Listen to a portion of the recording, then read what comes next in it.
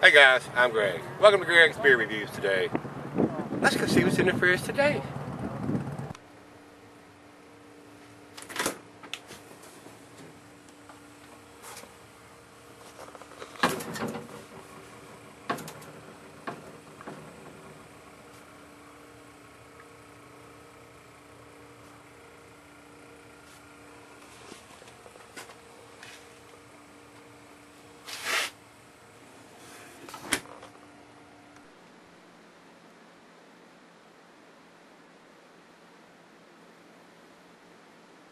Hello everybody, thanks for stopping by Greg's Beer Reviews today. Today's beer is Dominion Hop Mountain Pale Ale.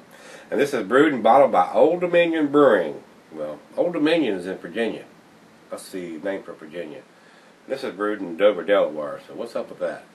I think this beer used to be brewed in Virginia and they picked up and moved to Delaware for some reason. So, it says here on the back, hop lovers, this is the beer for you. 4 different styles of American hops are artfully staggered against a sturdy malt backbone to create a unique, drinkable, and balanced pale ale. Well, we'll see all about that. What do you think about that, guys? It says right above the barcode, bottled and date on here, and it's got a 2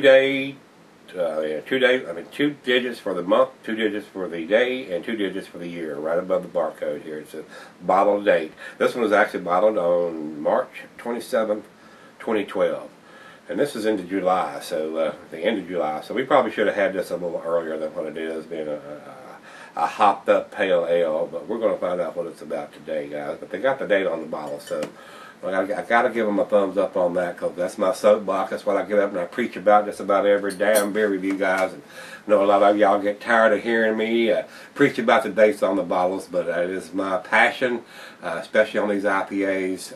You got to have a date on the bottle, guys. I don't care if it's an Imperial, what the deal is on it.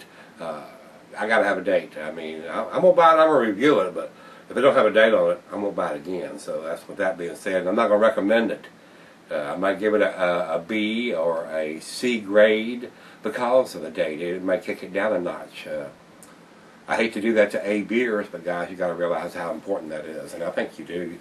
A lot of times the machinery that dates these labels and stuff is rather pricey and expensive, so it's harder for the smaller craft breweries to get up to it. But they got to do something. I mean, just writing it on the case or on the carton don't always get it for guys like me that buy them one at a time. So a lot of them are fairly expensive too. So if you're paying $3 to $10 for a bottle of beer, depending on the size of the bottle, you want to make sure it's fresh. So with that being said, guys, let's get on with this show. This is Dominion Hop Mountain, like I said, Dover, Delaware, American Pale Ale, 5.60 ABV, year-round serving on this one from them, guys. So if you can get their beers in your area, you should be able to get this one. Food pairings for this one. Cuisine is a Pan-Asia. The cheeses are earthy, Camembert, Fontina. Your nutty, Asiago, Colby cheeses, even Parmesan. The meat for this is poultry, they say. The glassware, pint, Becker, Stein, mug, Seidel. I got the pint glass, guy. That's what I use for these type beers. And not recommended for extended cellaring. And you got the date on it, so you know how long to do it. But note here I have on this is a rich red ale made in the American Pale Ale style. Our pale ale has strong hop character, medium dry finish, and a floral hop aroma. So, see how it does, guys.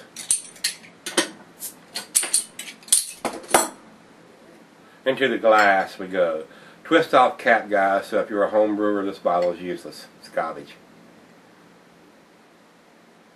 Before they put them on twist caps, I honestly believe I just as soon have it in a can as to have a twist type bottle. So it doesn't do us home brewers any good, especially the ones that bottle a lot. I don't do too much bottle. I keg most of my stuff now, but still, you're paying for the glass, and it's a throwaway. So at least you can put it in a bottle that's recyclable or reusable, guys. So over into the light, it is a burnt orange color. It is very tangerine-y, not golden in any way whatsoever, and it's got a fair amount of, it's fairly clear. I mean, it's not cloudy or anything. A lot of bubbles streaming up. Not to represent it's going to have a big head or anything, but it does have quite a few bubbles streaming up from the bottom of the glass there. So let's get a nose on this and see what it's about, guys.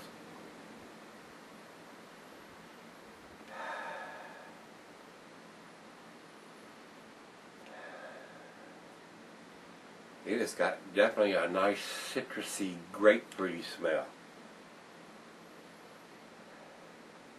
It does have a nice floral aroma. I would have really liked to have done this a little earlier than when it does. It'd been nice to have this in April and do it when it's a month in the bottle. I'm sure it's got a bigger nose as far as the hop presence than it does right now. But it still smells rather nice. I'm getting citrusy, like I said, grapefruit, oranges, citrusy floral. Smells very nice. Guys, let's give it a taste. Cheers.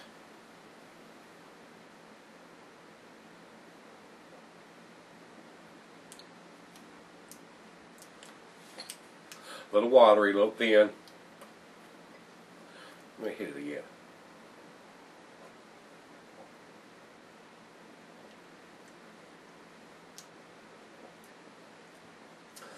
Yeah, the hops have faded over time. I really wish I would have reviewed this a little earlier. Definitely has that bitter back end on it now.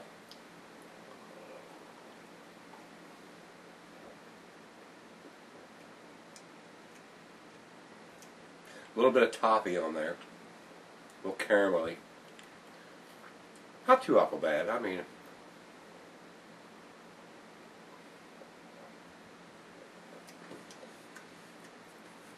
average, if not slightly above average on this one, guys. It's not blowing my socks off or anything, my hair back. But it's okay. I mean, it's nothing to write home about. A little on the bitter end now that it's set.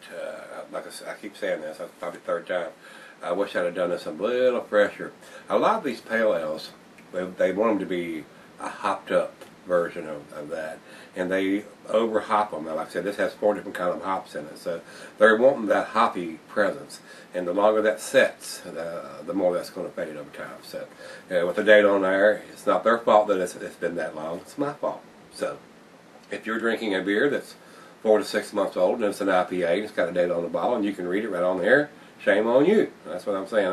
I should have done this a little earlier, guys. I've got a bigger hop presence on this. So that being said, we're going to let it warm up just a little bit, let the other half taste it, see what she thinks, and we'll come back and do the final chug. Stick around.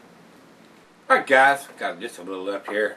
This is a decent pale ale. I mean, part of this is my fault because it's come out in March and it's just July, end of July here, and I'm just reviewing it. So I should have reviewed this just a little earlier than what we're doing. So part of this is my fault. So we won't hold them too much against it, but it's slightly above average pale ale, guys. Final chug.